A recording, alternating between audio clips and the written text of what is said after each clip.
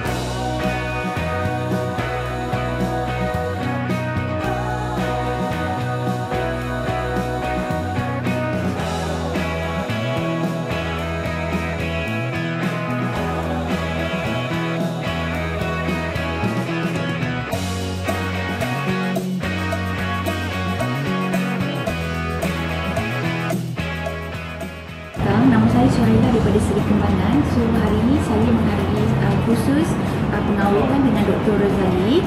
So saya dapat simpulkan daripada kursus pada hari ini, saya dapat menambah pengetahuan bagaimana untuk meningkatkan ketahanan pada makanan untuk menghasilkan makanan yang berkualiti pada tempoh yang lama. Sebab kursus sebegini susah kita nak dapat kat luar, dan dengan menghadiri kursus ini saya dapat berinovasi dalam penghasilan makanan saya di samping mengelakkan kerugian dalam bisnes saya. Okey, sekian, terima kasih. Assalamualaikum, saya Fakhruddin daripada Perlis. Alhamdulillah, hari ini saya dapat menghadiri kursus pengawitan makanan bersama Dr. Razali. Antara ilmu-ilmu yang saya dapat sangat berguna lah untuk kembangkan bisnes saya dan lebih kepada mengelak kerugian di dalam dunia industri F&B. Terima kasih Dr. Razali dan tim. Hai, Assalamualaikum. Saya Nabila Rozali, merupakan founder dari Dini Campbell. So, apa yang menarik bila saya join kelas ni adalah antaranya saya lebih faham tentang penggunaan pengawitan makanan supaya benda tu boleh membantu untuk saya growkan lagi perniagaan saya. So, terima kasih. Assalamualaikum, saya Faris daripada Skoda JB. Hari ini saya menyertai kursus pengawet makanan dan benda ni sangat-sangat bergunalah kepada saya sebagai seorang pengusaha. Jadi saya sarankan di luar sana siapa yang tercari-cari sesuatu yang berguna untuk naikkan sale, kesinilah. Terima kasih kepada Dr. Razali untuk semuanya. Terima kasih. Assalamualaikum, salam sejahtera semua. Saya Muhammad Iqman Mustafa. Saya daripada Selangor. Dan pada hari ini saya menyertai kursus untuk mengawet makanan. Namun apa yang saya dapat adalah lebih, bukan saja untuk awet makanan, tapi juga untuk sedapkan makanan dan juga minuman.